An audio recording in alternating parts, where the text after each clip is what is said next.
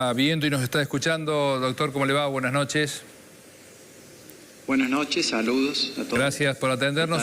Le queríamos preguntar cuál era la fundamentación técnica, sanitaria, de este cambio de criterio que hubo para realizar los hisopados solamente a las personas que efectivamente tienen sintomáticas o en riesgo. Exactamente, sí. Y no al grupo familiar o los contactos. Sí, es para optimizar los recursos. La Nación ya lo había hecho en agosto, no me acuerdo exactamente la fecha.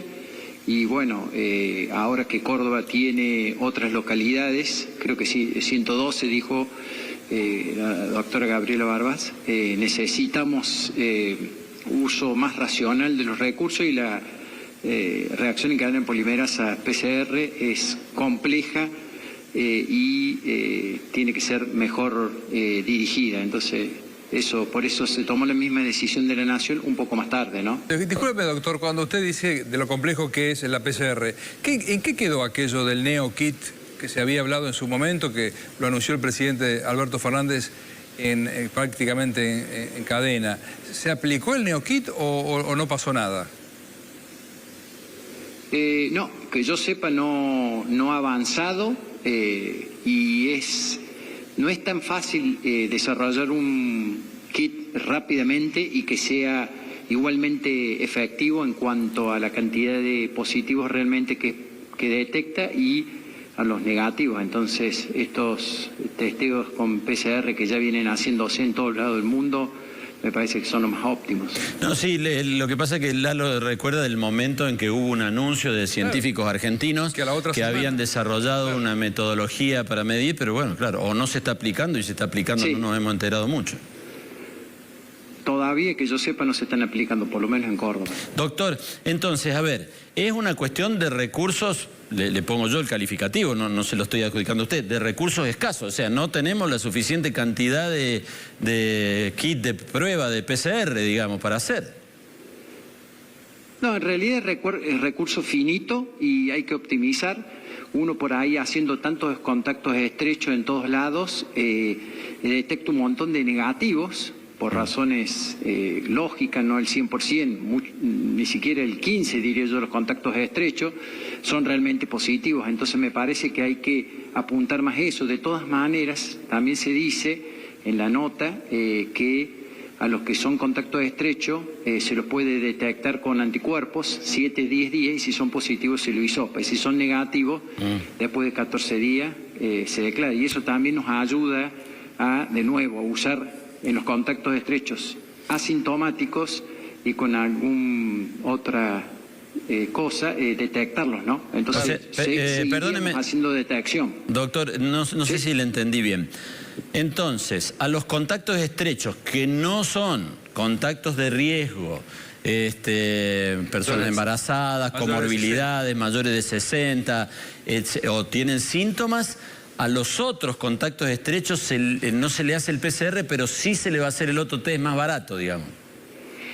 Sí, si no quiere, sí, exactamente. Pues son las dos posibilidades. O le hace el test barato y de todas maneras tiene que cumplir los 14 días, o hace la cuarentena 14 días. Está bien. Si uno hace el test, que es muchísimo más barato con la serología, detecta un positivo, entonces lo cuenta. Y hay que acordarse que la serología implica creación de anticuerpos, entonces eso demora unos días, pero para otras enfermedades virales lo usamos. Para dengue se usa serología también, además de la biología molecular. No es incorrecto, doctor, un poquito más lento. Ahora, no digo usted particularmente, pero he escuchado a muchos infectólogos desde el comienzo, incluso el doctor López y muchos de los que asesoran al gobierno a nivel nacional, decir que uno de los secretos, y citaban los casos de Israel, por ejemplo, que recuerde yo uno de los casos que más citados, que uno de los secretos del éxito de la batalla era testear mucho.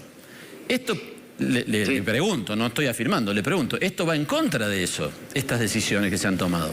No, en realidad Córdoba ha aumentado la cantidad de testeos que hace desde el principio de la epidemia o de la pandemia, cada vez más aumenta la cantidad, diría que es el número 1 de Argentina, bastante superior a lo que es Buenos Aires y creo que siempre lo he dicho, el tercero en Sudamérica. Esto dirigiría la cantidad de recursos que han aumentado a otros sectores más necesitados en el momento de testeo.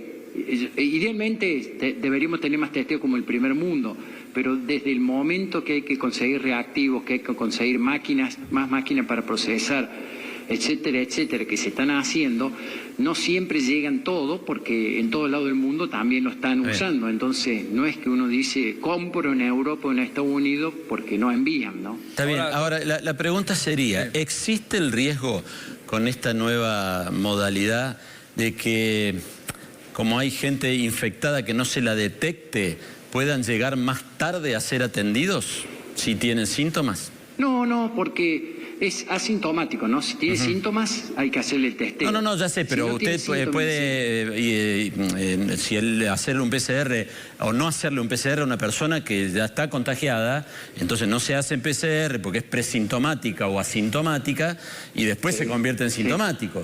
Entonces digo, si no podemos estar llegando tarde al después ese.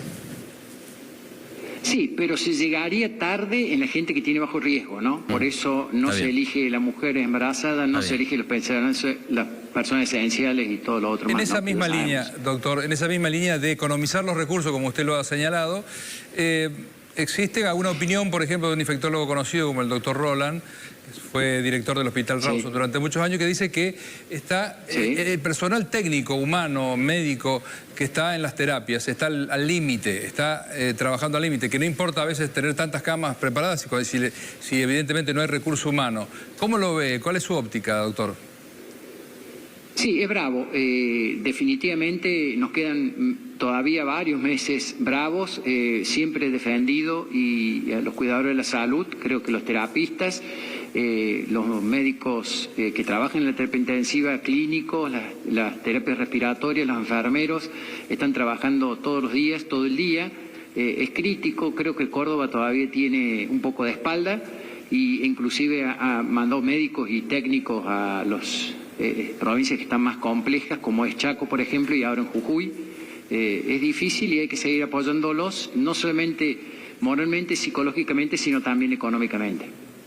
¿Ahora? Doctor, buenas noches. Laura González lo saluda. Ahora, corríjame, pero entiendo que este criterio de la provincia de Córdoba no se equipara con el de la Nación de hace algunos días, que recomendó dar como positivos a los que tienen síntomas y que son convivientes de un caso positivo. Aquí la provincia en esa situación quiere seguir testeando. ¿Es así? ¿Usted recomienda seguir testeando? ¿O eso implica que estamos gastando PCRs en algo que es obvio, ¿no? Es decir, un conviviente con síntomas de un positivo seguramente tiene COVID. No, yo estoy de acuerdo con lo que está haciendo la provincia hasta este momento. Me parece que es mejor testear en la medida que lo están haciendo con una utilización de recursos más apropiados.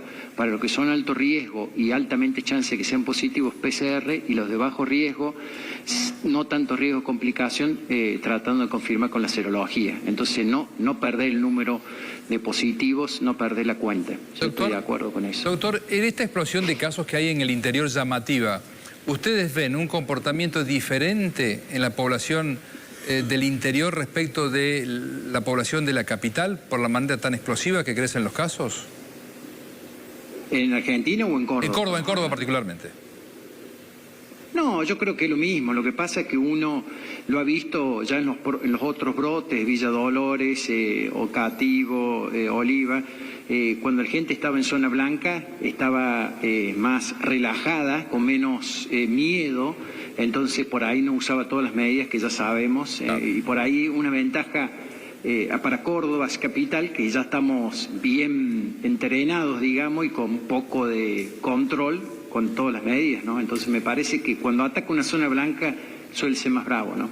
Doctor, ¿usted es partidario en lo personal de endurecer la cuarentena? Digo, a ver, a los efectos del coronavirus está claro que mientras más dura es la cuarentena, menos contactos hay, menos contagios se darían. Es casi como una lógica que hemos aprendido todo. Ahora, llegado al día 172 de cuarentena, estamos en una situación tremendamente difícil en lo sanitario en general, en lo económico en particular, las angustias, las depresiones, todo lo que ya más o menos se sabe.